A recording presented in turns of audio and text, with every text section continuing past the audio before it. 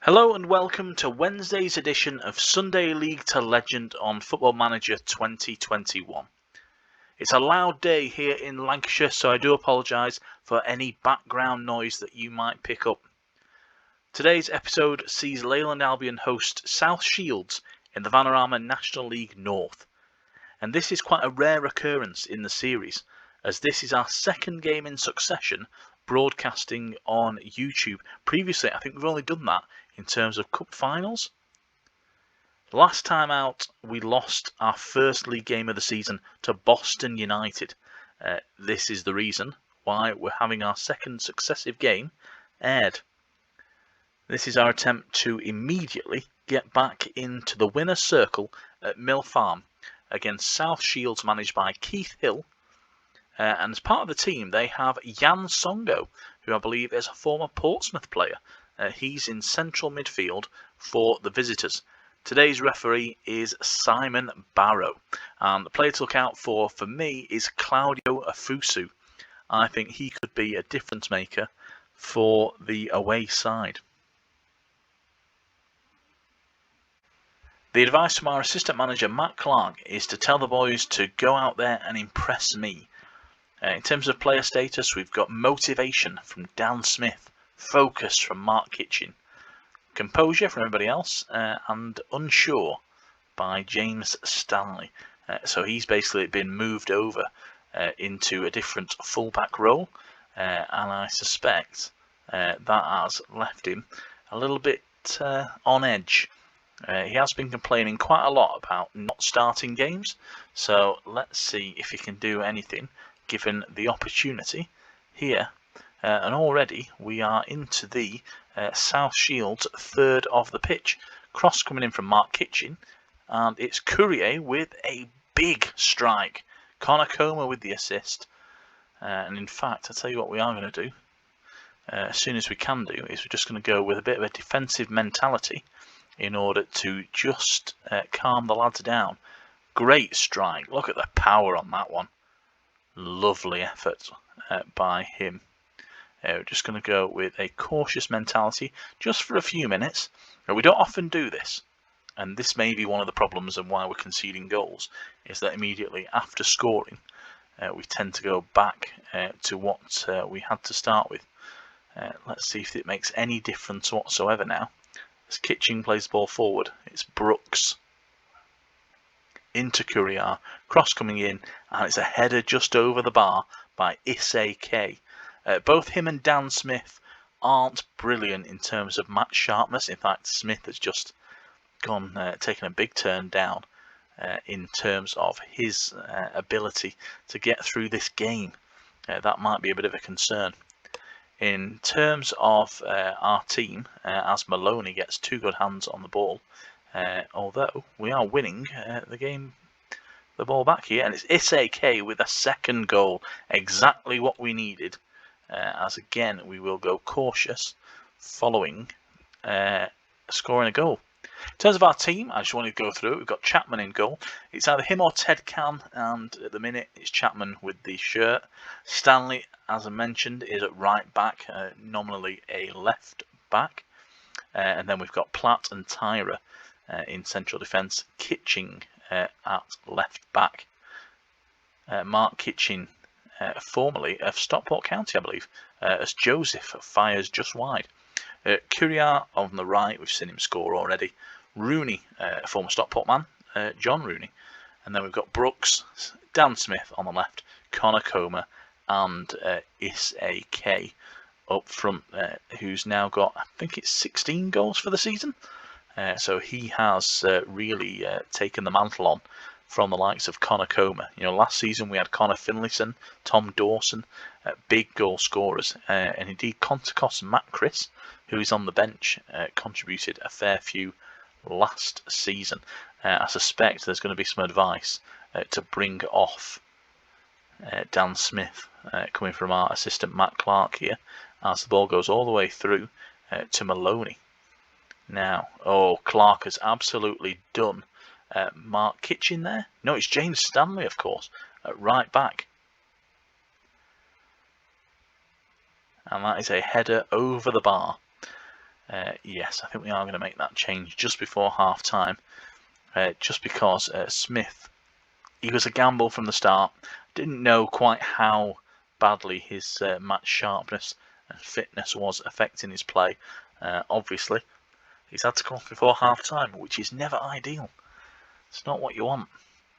But we're going to go into the break. 2 goals to the good. That is a really good foundation for us, especially when the XG is in favour of South Shields, which sort of suggests that we've scored those goals against the run of play. 6 shots ourselves, 5 on target, and now 8 for South Shields with 4 on target. And again, that XG just takes a bit of a hit in terms of the gap between us. South Shields really playing well here, despite, it has to be said, a lack of goal-mouth action. Or certainly in terms of highlights. Now it's South Shields on the ball. Jan Songo at the base of that midfield, really experienced. You know, I'm sure he played in the Premiership with Portsmouth, possibly when Harry Redknapp was there, I would have thought. But here's Issei K now. Can he do anything? It's into Conakoma and it's into the back of the net. His 14th, the record goal scorer for Leyland Albion. Having had that little short stint at North Ferriby, he is back in a big way as Issei K puts the ball in with a good cross. Look at that. Gets in front of his defender. Maloney, not much of a hope of saving that one. It's 3-0 and the Albion are well on top here. I think it's Tyra that's going to come off for Ashman. Judging by his match fitness. That's what we need. We need to keep it fresh in defence, and that might just help us against the likes of Jan Songo. Afosu is a very good player for South Shields. He's on the pitch. I suspect he will score before the end of 90 minutes. So here comes Clark, pressured into passing the ball very quickly here, as Hines goes through, but unfortunately for him, unable to get the ball into the back of the net now. South Shields not profiting from some good positions. Again, even though we're 3-0 up, their XG is still far better than ours. Well, not far better, it's becoming a bit more level at the moment. As Conakoma heads the ball through, Issei K trying to get on the end of it. And here's Joseph. Good save by Chapman. Well done, son. Young lad there, doing some big business for us. As despite being 3-0 up, it has to be said, it looks like South Shields have bossed this game. Stanley with the throw-in. Can he get a good cross in? He can, you know. And it is a header on goal. Maloney saves, and it's straight upfield. Good tackle by Mark Kitchen. On a booking, so took his place in the team there into his own hands, as that is a great strike by Billy Whitehouse.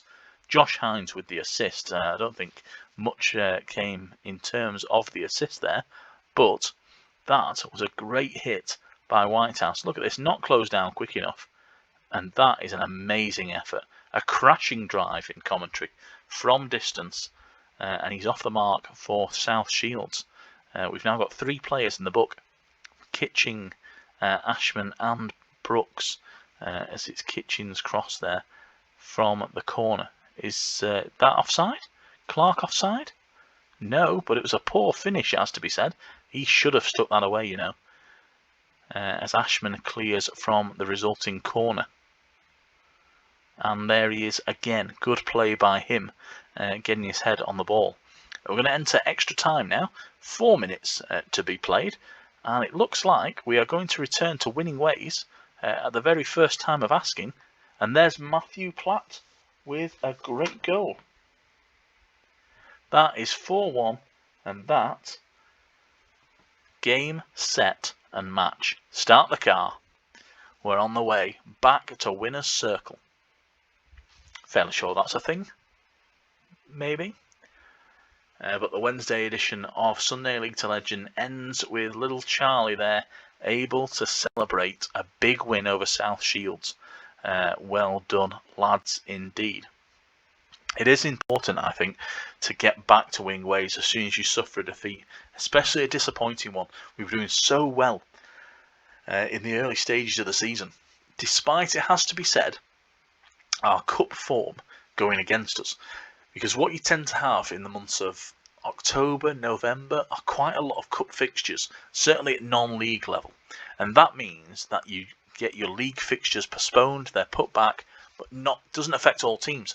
Especially in our case, FC United, they sort of crashed out the cups quite early doors, and that's meant that they've been able to play the league fixtures, get the points on the board. And so even though we've got games in hand, and we've had games in hand now for a couple of months, it just means that the pressure is on us, and you'd much rather be in that position of having the points, not the games in hand. That's how it's sort of worked out. We've had to shoot them down. We've had to really sort of press on. That loss to Boston United, of course, a former Football League side, Boston United.